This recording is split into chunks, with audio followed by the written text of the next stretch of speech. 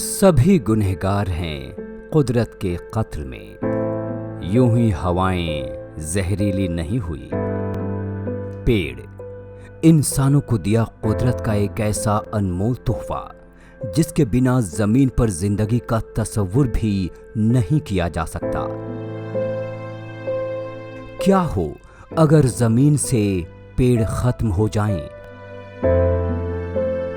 अगर ऐसा हुआ तो इस जमीन से हर एक जानदार चीज खत्म हो जाएगी। तरक्की और माहौलियात ये सिर्फ दो लफ्ज ही नहीं बल्कि जान हैं इस खूबसूरत सैयारे की।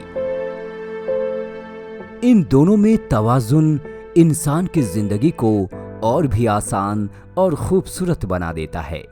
लेकिन आज तरक्की की इस अंधी दौड़ में हमने अपने इस सैयारे के कुदरती ज़राए को निचोड़ और बर्बाद करके रख दिया है।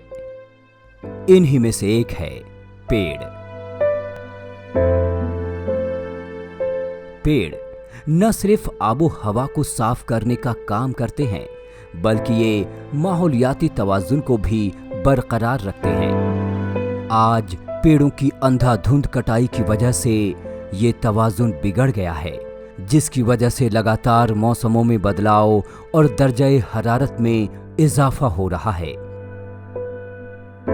अगर हमने इस सिमत में संजीदा इक़दाम न किए और पेड़ों को महफूज करने के लिए कोशिशें नहीं की तो जल्द ही ये दुनिया एक गैस चैम्बर में तब्दील हो जाएगी। इसी सिलसिले में पेश है हमारा ये खास प्रोग्राम। नाज़रीन आदाब, खैर मकदम है आप सभी का हमारी इस खास पेशकश में, जिसमें हम बात करने वाले हैं माहौलियात के बारे में। जी हाँ, ये पूरा प्रोग्राम मबनी रहेगा माहौलियात पर, और माहौलियात की जब हम बात कर रहे हैं तो उसमें पेड़ अपनी अहमियत रखते हैं। कहीं कहीं इस बात का अफसोस होता है कि हम तामीर व तरक्की की बात करते हैं, ज़िंदगी में आगे बढ़ने की बात करते हैं, और पूरी दुनिया इस लिहाज से देखा जाए तो बिलाशुबह तरक्की कर रही है। लेकिन ये तरक्की किस कीमत पर हो रही है, सोचने की ज़रूरत ये है, क्योंकि आज पूरी दुनिया में जो मौजू सबसे ज़्यादा परेशान किए हुए है वो है क्लाइमेट चेंज, ग्लोबल वार्मिंग। तो आज इस प्रोग्राम के वसीले से हमारी कोशिश यही रहेगी कि हम थोड़ा सा इस बात को समझें कि हम अपने आप को देखें तो हम क्या कोशिश, क्या काविश इस तरह की कर सकते हैं जिससे कि माहौल को बेहतर बनाया जा सके। इसके बारे में बात करने के लिए हमारे साथ स्टूडियोज़ में ख़ास मेहमान। आइए सबसे पहले उनसे आपका तारुफ करवाते हैं। हमारे साथ हैं कर्नल प्रभजोत सिंह बिंद्रा साहब, जो एनवायरमेंट एक्टिविस्ट हैं। खैर मकदम है सर, आपका बहुत बहुत हमारे प्रोग्राम में। हमारे साथ हैं रमेश मुमुक्षु जी, जो प्रेसिडेंट हैं हिमालय संस्थान, और साथ ही आप भी एनवायरमेंट एक्टिविस्ट हैं। हमें लगता है कहने की ज़रूरत नहीं, क्योंकि बहुत सालों से आप इस तरफ काम कर रहे हैं। आपका भी खैर मकदम है सर। और हमारे साथ हैं सुनील हरसाना जी, जो रिसर्चर भी हैं, एक्टिविस्ट हैं। अरावली की खास तौर से अगर बात की जाए तो वहाँ आपने बहुत काम किया है, आपका भी इस्तकबाल करते हैं हम। सुनील जी, आने वाले वक्त के लिहाज से आपको लगता है कितनी दुश्वारी हमारे सामने पेश आ सकती है? दुश्वारी का एक चीज़ तो मैंने देखी है कि मेरा जो गांव है वो अपना एक बहुत अच्छा जो है नेचुरल एक वो कह सकते हैं आप यूनिक आईडी है उसकी एनसीआर के एरिया में। तो जो चेंजिंग मैंने देखी थी कि एक जनरेशन थी जो पूरी तरह से कम्युनिटी जो थी वो फॉरेस्ट पे डिपेंड करती थी, तो उनका जो सोशल जो कल्चर जो सिस्टम था वो सारा पेड़ों से रिलेटेड था। मतलब इवन उनके जो लोकगीत वगैरह उसमें आपको पेड़ों की, जंगलों की झलक दिखती थी। फिर आहिस्ता आहिस्ता जो है बीच की जो एक जनरेशन थी वो उससे अलग हो गई, जैसे बोलते हैं अर्बनाइजेशन। भाई अब तो हम पढ़ लिख गए हैं, अब हम भेड़ बकरी तो चराएंगे नहीं, वो शहरों में जाके नौकरी करना शुरू किया। तो यहाँ पे हमने ये चीज़ मैंने नोट की, और अभी मैं पिछले 6-7 साल से उसी चीज़ को वापस मैंने वहाँ इको क्लब बनाया हुआ है गांव में बच्चों के साथ, और हर संडे को मैं उनको बर्ड्स वॉक वगैरह के लिए लेके जाता हूँ कि बर्ड्स को आइडेंटिफाई करो या आसपास के उसको। तो वो चीज़ जब मैं उन बच्चों के अंदर मैं देखता हूँ ना कि बाकी जो लोग हैं उनके लिए अगर कहीं कोई पेड़ कट रहा है तो मतलब कट रहा है, कोई फ़र्क नहीं पड़ रहा है, ठीक है जी, पेड़ कट रहा है। या कोई जंगल में किसी एरिया में कुछ इंक्रोचमेंट हो रहा है तो हो रहा है, कोई फ़र्क नहीं पड़ रहा। लेकिन उन बच्चों का जो एटीट्यूड है वो एक एक चीज़ नोट करते हैं। मतलब देखो इतना अच्छा पेड़ था, वो इस तरह से था, उसमें ये तितली आती थी, हमने उस पर ये बर्ड्स देखी थी। वो बहुत सारी चीज़ें होती हैं जो कि मतलब उन्होंने उस पेड़ के साथ उनको एक कनेक्ट करती हैं। तो वो कनेक्टिविटी को आज की जो जनरेशन है मतलब इवन एक जनरेशन, खासकर मैं अपनी जनरेशन तक को यूजलेस मानता हूँ इस मामले में कि उनको तो अब सेट करना बहुत मुश्किल है। नई जो जनरेशन हमारी आ रही है, अगर हम उसे अभी से ही तैयार करें तो ये एक अच्छी पहल हो सकती है भविष्य के लिए, कि हमारा भविष्य हो सकता है कि सुरक्षित रह सके। जी सर, मैं आपसे पूछूंगी सवालों से पहले रमेश सर मैं आपकी तरफ वापस आऊँ अगर एक बारगी। हम बच्चों की मासूमियत की जब बात करते हैं कि चीज़ों को महसूस करें, एक बेहतर इंसान बने, उसके लिए भी ज़रूरी है पेड़ों का होना, लेकिन साथ ही साथ उनकी सेहत की जब आप बात करते हैं, जब एनवायरनमेंट या माहौलियात की बात हो रही है तो पूरा तवाज़ुन बिगड़ रहा है, जिसमें सेहत को लेके कई दुश्वारियाँ पेश आ रही हैं, कई दिक्कतें पेश आ रही हैं, ख़ास तौर से जो पूरा माहौल आलूदा हो रहा है। आप पानी के ताल्लुक़ से बात करें, हवा के लिहाज से बात करें तो आलूदगी इतनी ज़्यादा बढ़ गई है कि अब सांस लेने से लेके हम देखते हैं बहुत सारी दूसरी चीज़ों में भी बीमारियां जो हैं, यानी सेहत के लिहाज से बहुत सी दिक्कतें बढ़ गई हैं। ये इसको हम कैसे समझें और बच्चों को समझाएं कि वाकई पेड़ जंगल उनकी अपनी सेहत के लिए भी ज़रूरी है। मैं आपको द्वारका की एक बात बताता हूँ, छोटी सी बात जी। द्वारका ऊपर से तो बहुत जंगल दिखते हैं, बहुत पेड़ हैं वहाँ पर, लेकिन देखते हैं उसका जो एयर जो क्वालिटी है बहुत ख़राब है। तो कुछ दिन पहले चर्चा चल रही थी तो हमें एक नया इशू मालूम चला वहाँ पर। हम लोग जब प्रदूषण की बात करते हैं तो उद्योग की बात करते हैं, इंडस्ट्री की बात करते हैं, गाड़ियों की बात करते हैं, लेकिन एयरपोर्ट जो होते हैं जी, एयरपोर्ट में जो पेट्रोलियम का जो बर्निंग होती है उसका इतना बड़ा पोल्यूशन है। पहले बहस भी हो गई थी लोगों की नहीं ये हो ही नहीं सकता है, तो लेकिन वो बात शुरू हो गई है। और आपने कहा बच्चों की सेहत की बात, तो बच्चों की सेहत और पेड़ का और ये जो हवा का, इन सब चीज़ का बहुत गहरा संबंध है। क्योंकि सीधी बात है, अगर जब मैं उत्तराखंड जाता हूँ, अपने गांव में जाता हूँ, अपने कार्य क्षेत्र में जाता हूँ, तो अभी वहाँ नीला आकाश होता है मई के महीने में जी। मई में, जून में कभी चले जाओ, हवा साफ़ होती है। और सुबह सुबह मॉर्निंग में इतने पक्षी की आवाज़ें आती है, पक्षी की आवाज़ यहाँ भी आती है, जैसे आपने कहा सुनना बंद कर दिया। तो पेड़ों का बच्चों के साथ और सबकी सेहत के साथ बहुत गहरा संबंध है।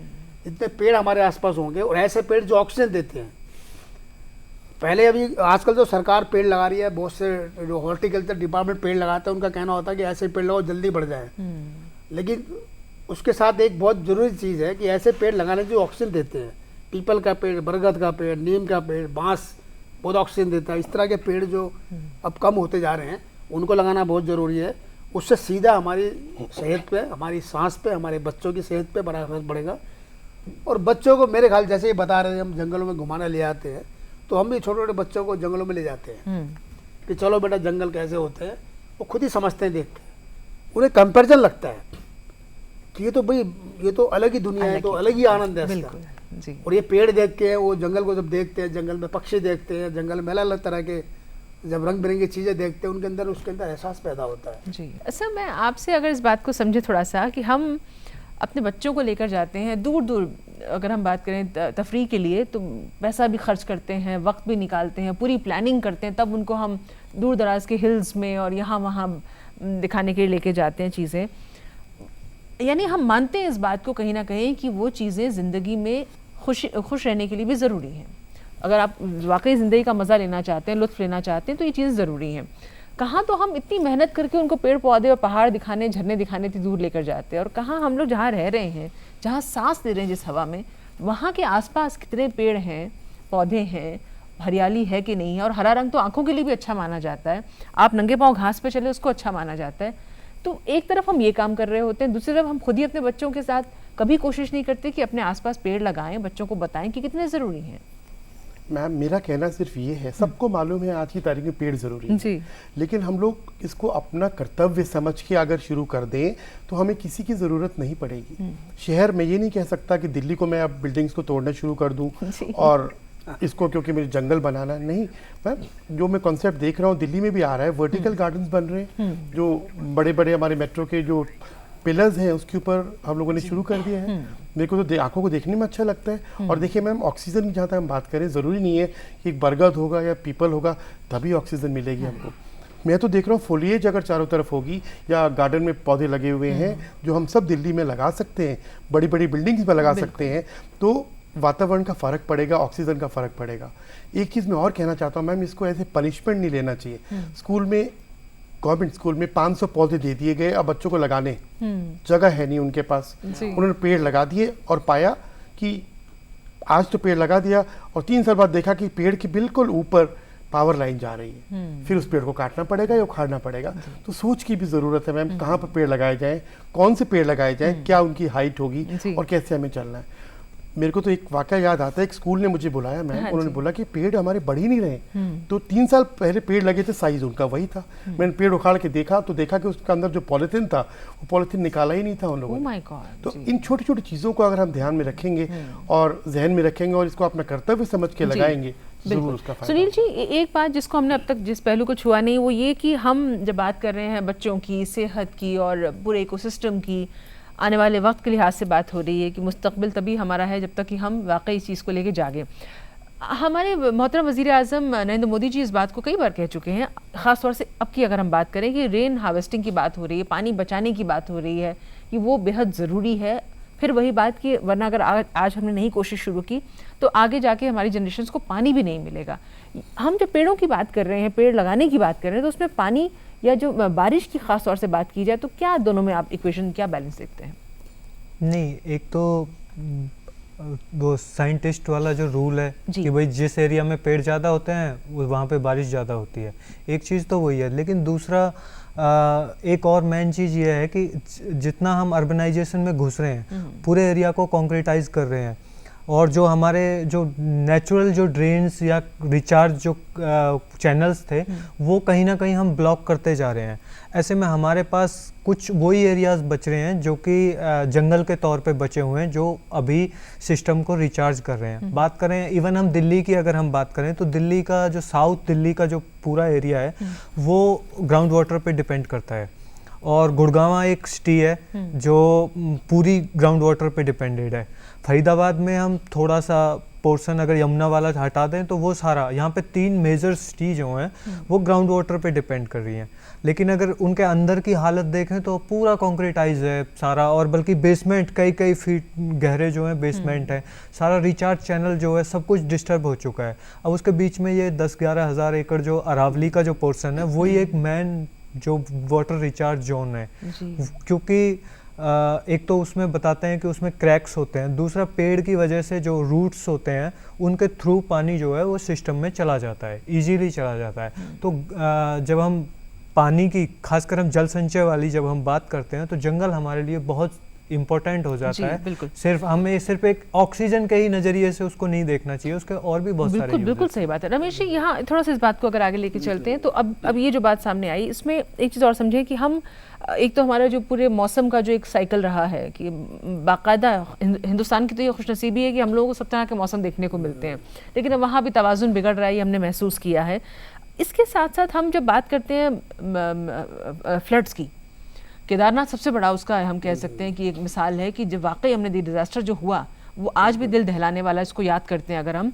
मसला फिर वही है कि हमने पेड़ों की कटाई की, पहाड़ों को काटा तो वो कमज़ोर हो गए और फिर वो जो नतीजा वो हम सबके सामने रहा। लैंडस्लाइड्स की बात करते हैं, वहाँ भी यही मसला सामने आता है। तो ये पूरा नेचर का जो अपना एक सिस्टम रहा है, हमने उसको हिलाया है सिर्फ पेड़ों को काटने की वजह से। किस तरह से आप देखते हैं कि अगर अभी भी ये कटाई, और ये जैसे आपने खुद कहा कि आप गवर्नमेंट से भी अपील कर रहे हैं इसके लिए, क्या ज़रूरी है कि इतने लाखों लोगों की जान जाने की जो जोखिम उठा लेते हैं हम लोग, क्या करने की ज़रूरत है उसके लिए? इसके लिए मैं थोड़ा इसको उत्तराखंड ऐसी जगह है जहाँ पर नदियाँ निकलती हैं जी, और दिल्ली का पानी भी वहीं से आता है, चाहे टेहरी से आए चाहे यमुना से आए।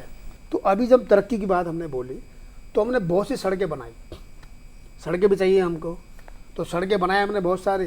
जब सड़कें बनती हैं तो क्या होता है, जो क्रैक्स होते हैं पानी के अंदर, जो स्रोत होते हैं वो कहीं ना कहीं डिस्टर्ब होते हैं। ऐसा हमने बहुत देखा कि सड़क बनी तो डिस्टर्ब हो गया, नीचे का पानी कहीं और चला गया जी।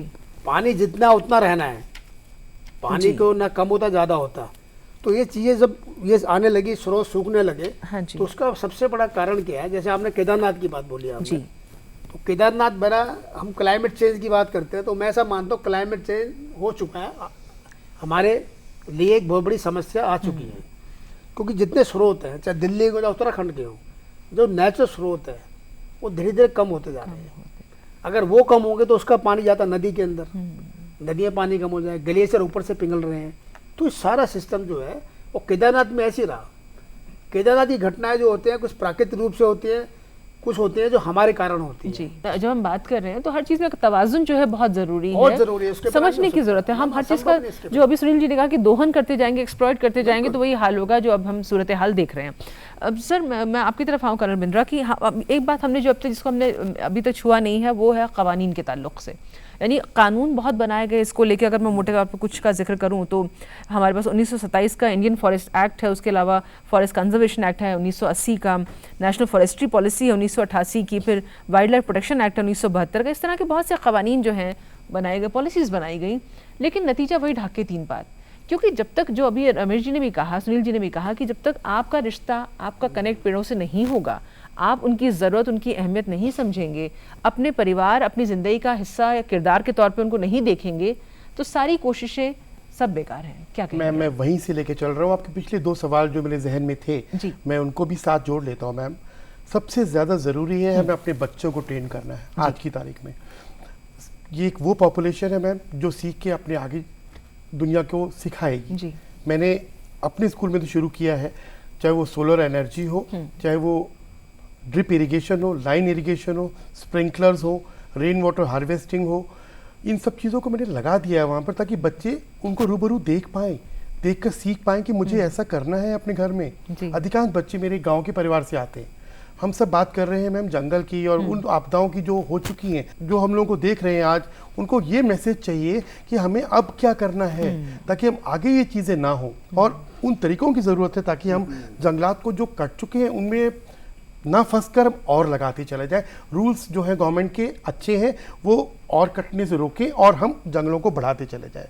तो मैं चलते चलते आप तीनों से गुजारिश करूंगी कि बहुत ही मुख्तसर अंदाज में, सुनील जी आपसे शुरू करते हुए, कुछ बस चलते चलते अगर आप कहना चाहें, क्या लगता है आपको कि हम, जो कर्नल बिंद्रा ने कहा कि बच्चों के जहन को अगर हम इस बात के लिए पूरी तरह तैयार कर लें तो वो बड़ों को भी पेड़ नहीं काटने देंगे? समस्या ये है कि जो बच्चे, हम बच्चों के जहन को तो तैयार कर लेंगे, लेकिन बच्चे जो हैं वो डिसीजन लेने की पोजीशन में 10 साल बाद आएंगे मैडम। ये आपको समझना चाहिए कि आज की डेट में जो जंगलों को या उन चीज़ों को जो दिक्कतें आ रही हैं पेड़ों पे या प्राकृतिक संसाधनों पे, वो सारी चीज़ें हैं, वो खासकर जो बिजनेस पर्पस, जो माइंड जो है, लोगों का माइंड सेट है वो इस तरह का हो गया है कि हमें हर चीज़ में निजीकरण चाहिए जी। और उसी वजह से जो खास तौर पे जंगलों के साथ होता है कि वहाँ पे जो नेचुरल जो एसेट्स हैं वो प्राप्त करने के लिए लोग कोशिश कर रहे हैं, या जंगलों की ज़मीनों को अपने जो निजी प्रॉपर्टी में कन्वर्ट करने की कोशिश कर रहे हैं। वहाँ पे बच्चे क्या कर सकते हैं?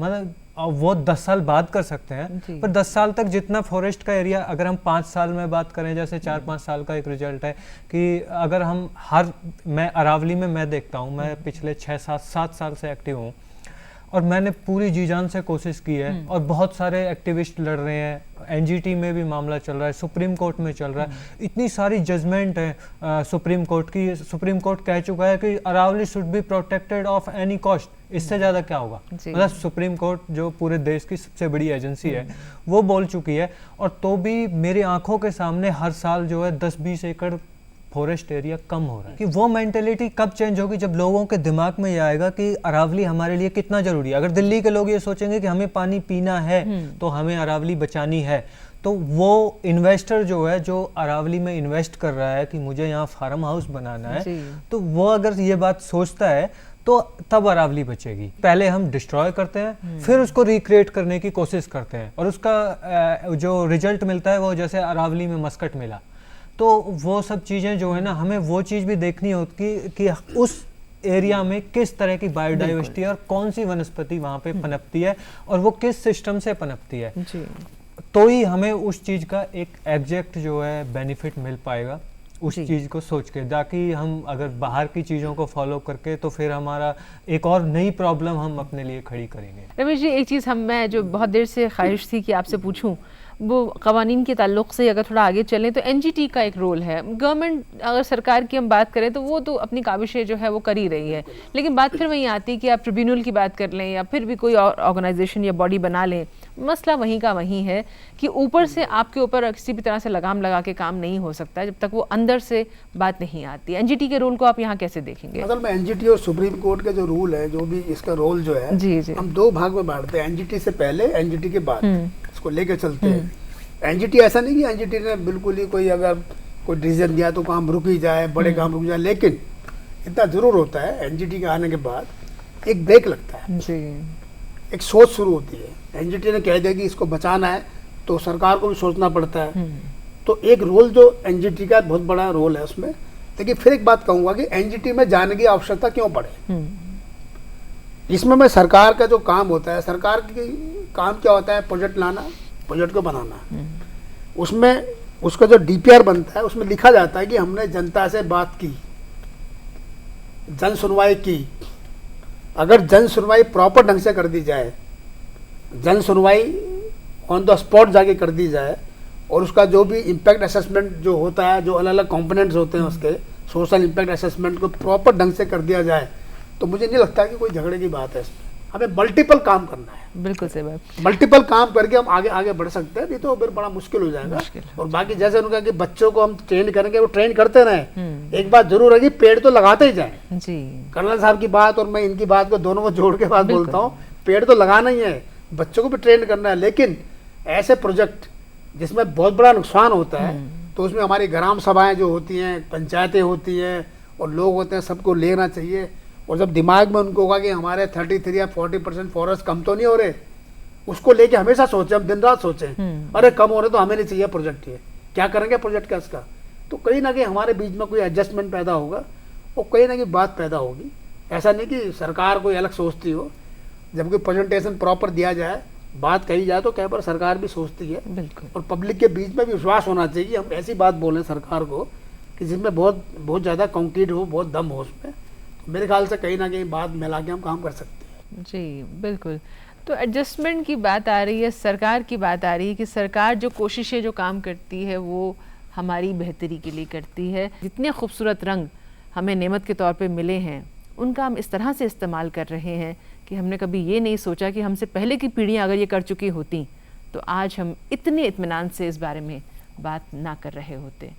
अब ये शायद आपकी और हमारी जिम्मेदारी है, उसे हम समझें, माहौलियात के ताल्लुक़ से बात करें, जंगलात के लिहाज से बात करें, पेड़ों की बात करें, ये सब बेहद ज़रूरी है। पैसा खर्च करके आप दूर दराज घूमने के लिए जाते हैं, तफरीह के लिए जाते हैं, थोड़ा सा कम खर्च करके अगर अपने आसपास एक तवाज़ुन बना लें तो ज़िंदगी बहुत खूबसूरत हो जाएगी, आसपास का माहौल और बेहतर हो जाएगा। मुस्तकबिल को लेके हमारी जो सोच है उसमें शायद कुछ बदलाव आएगा। हम शुक्रिया अदा करना चाहेंगे हमारे तीनों खास मेहमान का, सुनील जी आपका, रमेश जी आपका, कर्नल बिंद्रा आपका भी बहुत बहुत शुक्रिया इस प्रोग्राम में आने के लिए। और नाज़रीन, इसके साथ ही हम लोग आपसे, जैसा कि हमने कहा था कि ये एक ख़ास पेशकश हम लोगों की है माहौलियात के ताल्लुक़ से जब हम बात कर रहे हैं। आइंदा भी हमारी इस तरह की कोशिशें जारी रहेंगी। फ़िलहाल के लिए हमें दीजिए इजाज़त।